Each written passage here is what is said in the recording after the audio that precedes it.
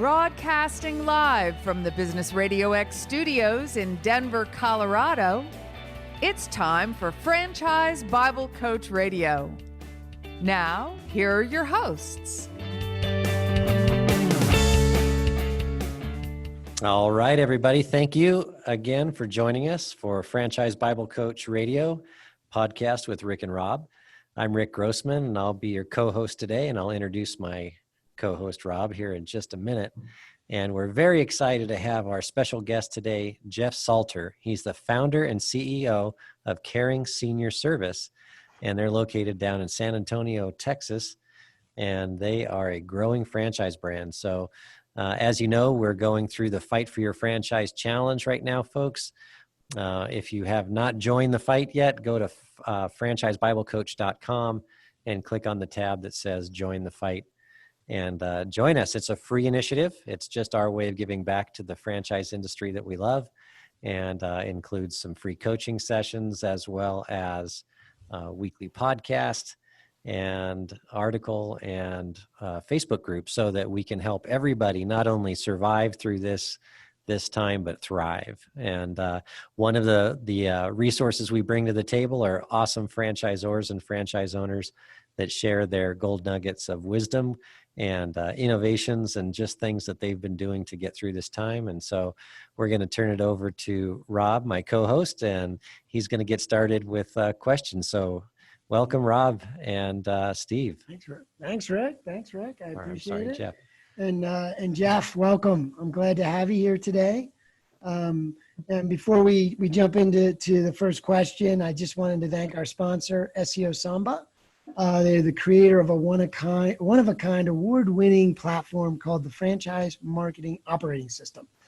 And you can learn more about that at seosamba.com. So with that said, Jeff, welcome to the show today. Great to be here. As we get started, why don't you tell us a little bit about how everything came to be with your franchise and your brand? Yeah, guys, thanks for having me. I really appreciate the opportunity and like what y'all are doing. And I like these segments. I think are really helpful to franchisees, franchisors, and everybody looking into really business ownership in general. So I've got a story not unlike a lot of franchise owners or business owners, I think. And though my story started when I was 19, 20 years old in West Texas, I had worked for a home health care company at the time, and that company provided medical care with nurses and therapists and certified nurse aides to mostly Medicare patients, people that were getting funding from Medicare. And in my work there, they didn't provide the type of service that people needed, which was someone to be with them for those other hours of the day to help them with cooking, with maybe cleaning their house, even with personal care needs. So I saw that there was a need that was not being met by the current businesses that were in existence, and this was 1991. And so I got the idea that I would start my own company, and got a little bravery one day and decided that a call that had come in to that company that asked about a caregiver to sit with their mom. And I told that caller that our company didn't provide that service, but that I was starting my own company and I could help them with that. So kind of on a chance, I launched a company at 20 years old, didn't really know what I was doing, and but quickly recognized there was a great need for families to help their aging loved one to remain at home and be as independent as possible, because even today, after all these years, nearly 30 years in the industry, the number one place people want to stay is at home. So my experience was over the next 10 years is really growing my business as an independent operator. I went from one location to opening up 5 locations kind of across Texas, and then recognized that the concept was going very well. I had a good model of business. Each of my operations were very uniform in the way that they operated, and recognized it could be franchised pretty easily to take it to that next level. So in 2003, after over 10 years in business, decided to become a franchisor and start helping other people that wanted to get into one business for themselves, but also a really meaningful business in which they could do what they saw happening in their community, which was people being put in contact with someone to care for a loved one, and doing that with compassion and doing it with a quality of service that isn't always seen, and definitely wasn't seen in the early days that I was doing the business. So it's taken us from that initial launch of our franchise. We today have 46 locations across about 23 states, and really continue to expand and grow our business. So it's exciting to see, and it's a great industry to be in, because this is interesting times we're living in right now with the COVID-19 and the pandemic, because our services are in demand now more than probably ever before. And you've seen the stories that have been out there on about nursing homes and the spread of COVID in nursing homes, and it's a scary place for a lot of people to be. So we're seeing that there's increased demand and interest in our business. So it's nice that 30 years ago I had the vision to get started and promoting this type of business. I love that. I love this story, because I know Rick and I are like you. We're entrepreneurial. Franchising itself, the cool thing about it is everybody gets to be part of that. But that little story about you being on the phone and saying to yourself in your mind in that split moment, I ought to offer this because there's a need. I see it and I want to do it. And you did it. And really back then there really wasn't a framework or a model. Now, people can come to you, look at your brand, it's established, and say, I would love to do that. And they've got the model, Sure. but it all starts with an entrepreneur, right? Sure. And Yeah. it becomes a franchise opportunity later, but that's exciting. It's Yeah, just what every 20-year-old guy envisions is being in taking care of the elderly, Yeah, it's very unique. You Right. obviously have a heart to serve, my friend, and that's great. Yeah, and what a great market segment for the franchise business, because we know that the population is aging, and there's just a tremendous opportunity to be a part of that. So you're in the right place at the right time with your program, Jeff, and there's got to be a lot of entrepreneurs out there that want to be a part of that brand. So we'll let you know later in the show how to get a hold of Jeff and how to learn more about Caring Senior Service and how you can get involved.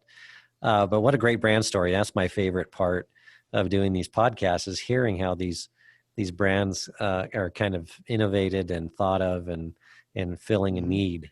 And boy, our seniors out there sure need our help. I know when my mom was aging, we had some companion care for her that was very, very important. So very great need for that. So especially as you mentioned, the COVID-19 crisis that we're all experiencing right now. And yes, there's a definitely an increased concern for the elderly and their safety. And so with all of that kind of being factored in to what we call the new normal, and at this point in the Fight for Your Franchise Challenge, we're kind of getting into the last phase, which is getting ready for the future. And the first part was kind of getting ready and preparing and learning some basics. And the second phase was some strategies and techniques to be more efficient and more profitable. And the third phase is kind of like, how do we move through it? And how do we get ready for the future? And how do we get ready for the new normal? And how do we really get out there and not only survive, but thrive as business owners in this space? So when you think about that, is there an update you can give us on how your franchise model has maybe innovated and evolved a little bit to kind of address the new normal and what your franchise owners are going to be facing? Yeah, definitely. You're right with all those phases. We've been living that life, working with our franchisees through this crisis and helping guide them. And we like to think of ourselves as innovators within our industry. It's as long as I've been doing it 30 years now, there's not been a tremendous amount of change necessarily in what we do. It's still very much the same as day one when I started. You have a senior that is at home and can no longer really do the things that are normal. Maybe it's as simple as standing for a long period of time to cook a meal. Maybe it's getting to the grocery store to pick up their groceries. Maybe it's not able to keep their house as clean as they once were because of an ailment, a condition, or something of that nature. So the fact is that hasn't changed at all in the 30 years I've been doing the business. People still need that core service, and what we do is provide a caregiver that can help them with that. What we've seen, though, is that from an administrative side is try to make that matching as easy as possible, find the right caregiver for the right client at the right time. And that's been the biggest challenge in our industry through the years, and where I've seen the most change happen.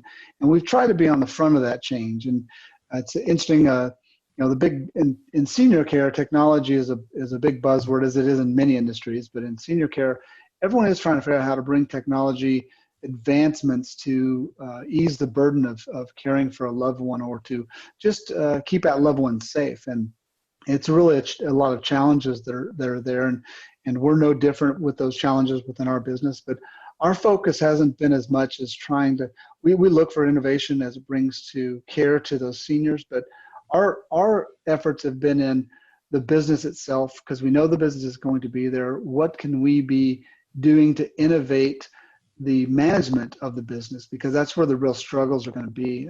If you're involved in senior care, you know that the caregiver shortage is the one thing people have been talking about for the last really 10 years, and there's an ongoing shortage there. And that was really exacerbated by this pandemic, and the fact that not only do you already have a shortage of available workers to do the job, now those available workers don't want to do the job because of a fear of an outside influence. Nothing about caring for seniors, but just, I don't want to get sick. I don't want to catch COVID. I don't want to, and a lot of them, it's not even that, is I don't want to accidentally harm my client. Right. What if I'm a carrier right now and I'm not showing any symptoms, and I take it to the client? They would absolutely not want that to happen. So our focus with that technology and our business is, how do we manage that in a way that allows it to the individual to really be hands off, but still accomplish the main goals of the company? As far as things like, we've put a lot of effort into the screening for our caregivers, making sure that the caregivers can be screened properly on each shift, and making sure that they can, have they been around anybody with COVID? Do they have anyone with symptoms? And the challenge for our industry is our caregivers don't come into work, and they can't just fill out a form and hand it in. We've got to get that to them at a time in which they're about to go to their shift, because you need that information as reliable and quickly as possible. So we've implemented immediately for our owners a screening tool that caregivers get a text message and they can complete that screening. And for a lot of people that are involved in technology, that doesn't sound like a big thing. But for most businesses in an industry that's in a lot of ways stuck in older technology or lack of any technology, it's not always the case. But then interviews for caregivers, we really, because of the caregiver shortage, getting people in front of caregivers without the physical contact, we implemented a video calling capability that's a one-click push. So we can send a text message to our caregivers. With a click of that link, they're entered into a conference room one-on-one with us. So we can do quick video calls. Even this call today required me to download something and log in, and all the calls I've been doing, there's, some are Zoom, some are WebExes, some are Google. So all those platforms create a problem when you're trying to work with your workforce, especially in the caregiver workforce. So our focus has been really looking at technology and how it can help them do the work that they need to do. Because for us, we didn't stop. The shutdown happened. Everyone else, needed to stay home because of their situational jobs and whatever their reasons might have been. But for us, caregivers had to keep working. Our clients still needed service. We had clients in home that are without us going in and day out, they'll simply not have anybody to assist them. And that can be really dangerous and put a lot of people in an unsafe situation. So we've had to really figure out how do we keep things going, at the same time dealing with the things that others are dealing with. If a caregiver calls in sick, you have all of your pool being used, you've got to hire more people. And how do you hire people when you can't do the traditional hiring? We all know traditional. It's here's an application, fill it out. Maybe it's online, maybe not, but at some point that leads to an interview. Interview leads to filling out paperwork and doing the onboarding process. Then comes training and all those things. So for us, how do you figure all that out with a remote workforce that doesn't ever show up to your business, but still get them on the job and ready to work? So we've focused on doing that. And I'm proud to say that Caring's been able to, and we've created a completely contactless hiring process from start to finish. Caregivers don't have to come to the office to outside of a few states that require some wet ink on the actual agreements. We've been able to eliminate all of that and make it real simple. And it's actually something that, as we talk about what's going on in the future, that will be something that will help us win the fight in finding caregivers, because now we can talk to people via video much quicker and easier, a larger number. The volume of people I can speak to on video is much better than coming in for an interview. It's great for the person, because nobody loves interviews. As an interviewer, it's one thing, but as an interviewee, it's terrible, having to go and then not know if you're going to get the job. Now we can talk to people in the comfort of their home and talk to them about what matters, about what they're doing. Because for us, it's not about their professional, maybe education or the way that they dress or those things. It's about, do they have a heart of a servant? Do they care about the clients? And those are things I can accomplish probably in a video call. I think we feel pretty confident. And what's been great is that the owners that said we couldn't do this in January are all now convinced of it here in May. So that's been good to see them come a long way with it. That's funny. It's one of those things where it's like you say you can't swim until you get thrown in the pool, and then you figure out you can swim if you have to, right? Yep. And I think I said in the very first week of this initiative that we all went off the cliff at the same time back in a couple months ago. And I think Zoom went from 10 million users to 200 million users in a month. Crazy. And so people that had never been on a Zoom call or a webinar or an online meeting in their lives are now doing it every day. And so it's really kind of carried us fast forward into the future here with this new reality that we're living in. And we talked about this a couple of weeks ago with one of our restaurant owner interviews, that a lot of the things that have been innovated and tried during this period are things that you'll continue to do. It's changed your model in a positive way. And so we're learning how to be more efficient and more profitable by implementing some of these things. So it sounds like some of these things you'll continue to use in the future. Yeah. Absolutely. Yeah. Awesome. That's really cool. So with that type of, with those kinds of things going on, I know in a franchise network, one of the key things going on there is collaboration and leadership coming from yourself, from the home office, right? And so guiding through these last 3 months, how has that affected your normal course of action in terms of interacting and communicating and leading your franchisees through this? Yeah, it's what interesting is that anytime headquarters does something, you can have either there's lots of excitement, everyone wants to get involved, or it's kind of same old. People get complacent and they might not participate as much as you'd like them to. Everything I've got to say, I think, is super important, but their reality is they're working in the field. They're doing the work that really makes our company tick, and they might not be able to get around to it. But what we have seen is a huge adoption with our owners to get on our calls. We've been hosting. We started off the first 2 weeks of 3 times a week, then we went to 2 times a week. We've got 80+% participation of our owners, and it's not a huge group, but still we've got a great percentage of participation. And our focus has been on the messaging of, sticking with here's what we know, and giving them the information about what we know. Here's what we don't know, the things that we're unsure of, and then letting them know what we're doing to learn about the things we don't know, and just keep that message going. It's a little bit of an ongoing joke because the slides right now are pretty static that I shared during the time, and a lot of same information, but they're key and super important things that people need to be doing, like making sure your caregivers are trained and they're not complacent, and those sort of things that are easily slipped. And if you slip on doing those things, you can find yourself in a bad situation. So it's really been a communication, open calls to all owners.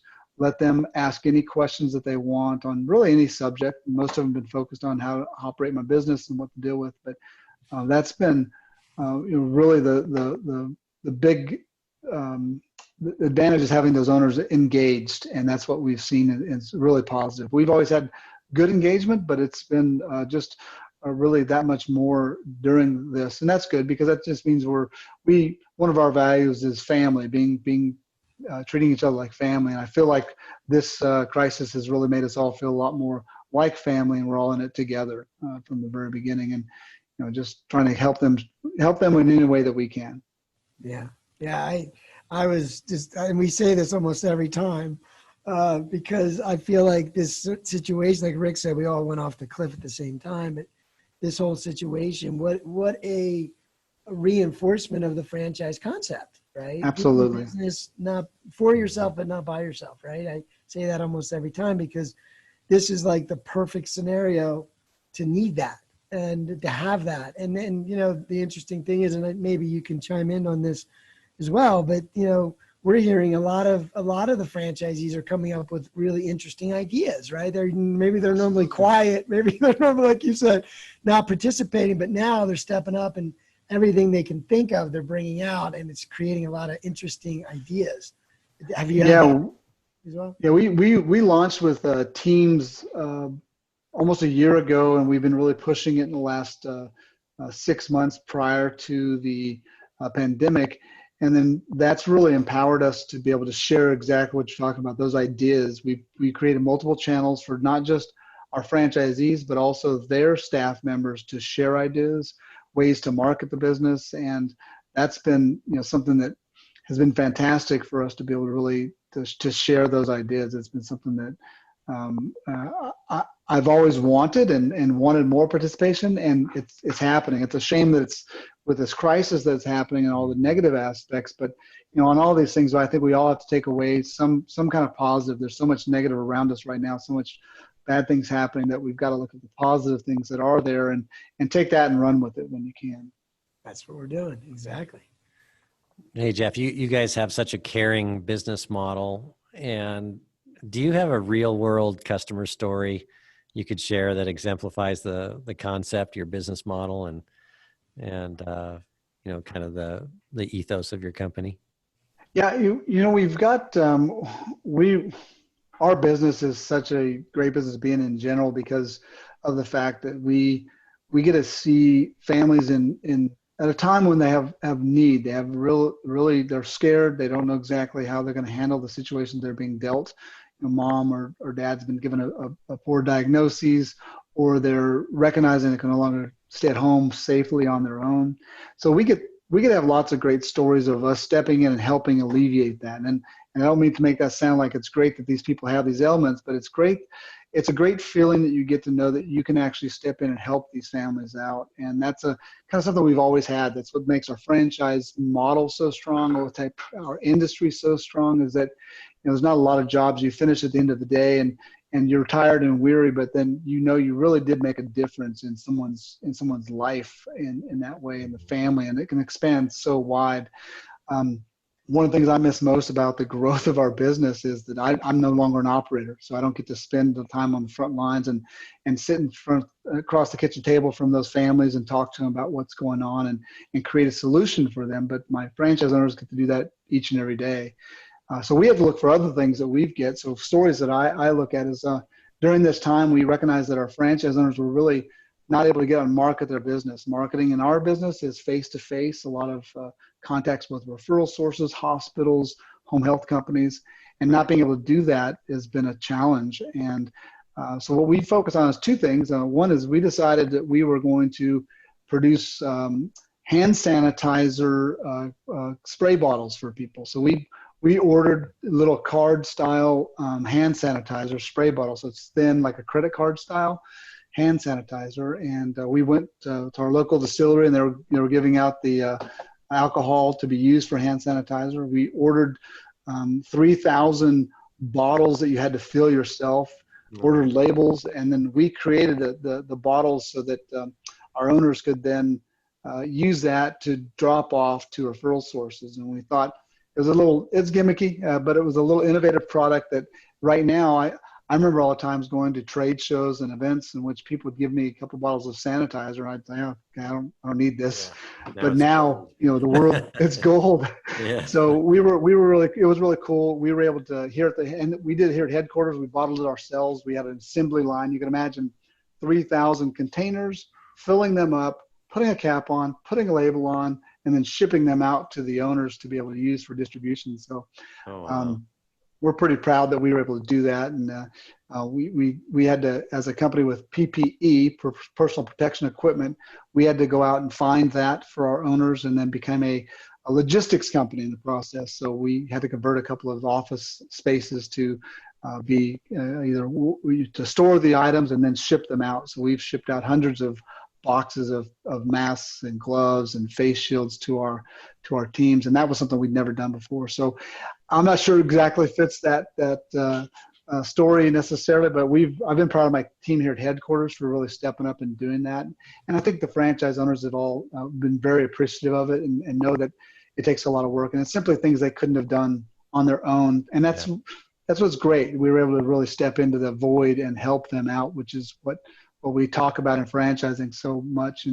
And had I been an independent business owner all those years ago, I wouldn't have had that, and I would have been struggling to figure it out myself without the team's involvement. So it was good to see that. Well, as I've often said to my coaching clients, nothing galvanizes you more than being under pressure. I always say that when you're on the battlefield with people, then you really bond, and that's why you see people that serve together in the military or in the armed forces or in the first responders and things like that. It galvanizes people. So everybody's on the battlefield right now, and no matter where you are in the world and what business you're in, it's a different environment. So sounds like you guys are bonding together and fighting the fight together and getting through it together, and that's gonna pay lifetime dividends. So yeah, absolutely. Very good story. Thank you for sharing that. Yeah. No, I was thinking, I think it was a couple of weeks ago, I came to the realization, or whenever it was, that I needed masks, because you can't go into the store without one. So I was pretty much isolating and not needing one, but it would have been nice to get one. So it was good that you were shipping it out to partners so that they could share it or your franchisees, because people needed it. So absolutely. Yeah. So anyway, well, we're approaching the end of the show. One thing we like to do as we wrap things up is, and again, given the circumstance the last few months, is there anything that comes to mind as being, that one thing, if you could share it with other guys that are in your boat, like maybe other leaders of franchises or other small business owners, franchisees, is there any tip or thought or something you would want to share and say, this is the one thing I've really taken from this experience? Yeah, thanks. I think that it's a little bit cliche sometimes. I know we all, as leaders, have plenty of talking points we pull out from time to time. But I think right now the focus that I'm trying to help our owners stay focused on and keep the messaging there is about protecting our employees. And right now, caregiving was never a high-risk job. Taking care of being a restaurant server was never a high-risk job. Being a grocery store clerk was never a high-risk job. Today, those are high-risk jobs, and I think the recognition of that needs to come a full circle to the employer and to the leadership. And that, I'm actually, I know it's always the client is always right, is our business 101. But I'm trying to shift people's focus and say, understand that clients are without clients, we don't have a business, but without your employees and without your team, if you're not doing what you need to protect your employees at this time, then you're going to be left behind in the future, I think. And that those companies that aren't doing the jobs that they need to are going to find it harder to re-recruit those employees or bring them back on. And so I'm trying to make sure our owners stay focused on the employee themselves. And at times it's at risk of clients maybe not being happy with that decision. Things like, for us, wearing a mask when we're with a client, and even in the client's home in their presence, the clients might be uncomfortable with that and they might not want that. But we're having to stick with the message of like, this is important to protect everyone involved. And caregivers don't know they know where they've been, but they can't predict that they haven't come across someone with COVID and then possibly gotten that to the client. So they're protecting the client more than anything else.